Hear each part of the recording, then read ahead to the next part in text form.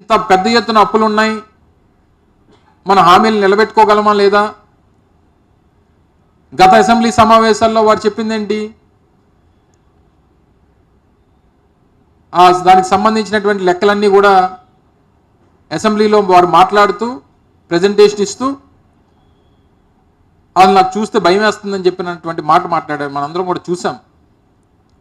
గతంలో 14 సంవత్సరాలు ముఖ్యమంత్రిగా పనిచేసినటువంటి వ్యక్తి, దాదాపు 15 సంవత్సరాలు ప్రతిపక్ష నాయకుడిగా పనిచేసినటువంటి వ్యక్తి, 45 సంవత్సరాల రాజకీయ అనుభవం ఉందని చెప్పుకునేటువంటి వ్యక్తి, ఎన్నికలకు వెళ్లే ముందు మీరు ఇచ్చినటువంటి హామీలన్నీ కూడా అలా మేము అమలు చేసినటువంటి సంక్షేమ పథకాలతో పోలిస్తే 3 రెట్లు 4 రెట్లు ఎక్కువ